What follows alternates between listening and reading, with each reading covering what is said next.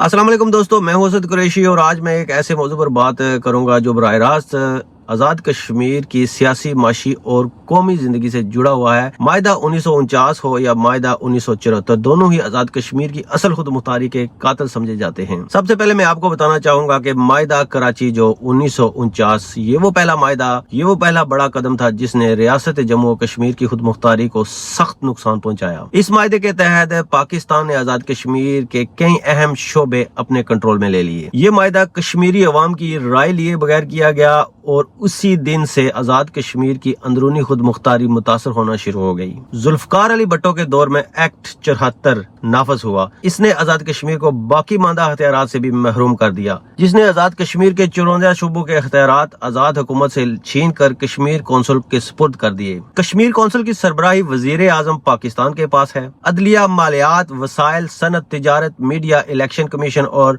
Audit general तक के तमाम अख्तियारात इस्लामाबाद के कंट्रोल में चले गए। यूं आज़ाद कश्मीर असेंबली एक नुमाइशी अखाड़ा बनकर रह गया। सबसे अहम बात, इस एक्ट के तहत पाकिस्तान में आबाद मुहाजिरीन जम्मू और कश्मीर के लिए असेंबली में मखसूस नशिस्तें रखी गई। इन नशिस्तों को खत्म करना या कम करने के लिए आईनी तरमीम जरूरी है, लेकिन ये तरमीम सिर्फ आज़ाद कश्मीर असेंबली नहीं कर सकती। इसके लिए कश्मीर कौंसिल और इस्लामाबाद की मंजूरी लाजम है। इस तरह एक्ट 1974 ही सबसे बड़ी रुकावट है जो मुहाजिरीन की नशिस्तों के खात्मे की राह में खड़ी है। एक्ट 74 के असरात आज़ाद कश्मीर की खुद मुख्तारी का खात्मा है, वसाइल के अख्तियारात पर इस्लामाबाद का कंट्रोल है, असेंबली गैर फितरती ढांचा और मुहाजिरीन नशिस्तों की जंजीर है, अदलिया और इलेक्शन जैसे हसास अदारे भी मकामी कंट्रोल से बाहर हैं। देखना यह है कि इसका हल क्या है या नतीजा क्या है। एक्ट 1949 हो या 1974, कश्मीरी अवाम को गुलामी में जकड़ कर रख दिया है। हमारी सियासी और माशी अख्तियारात छीन लिए गए हैं। महाजरीन नशिस्तों जैसे मसाइल आईनी ताला बन गए। असल खुद मुख्तारी इन मायदों के खात्मे के बगैर नामुमकिन है। लिहाजा अब वक्त आ गया है कि कश्मीरी अवाम बेदार हो, नई नस्ल को हकीकत से आगाह करें,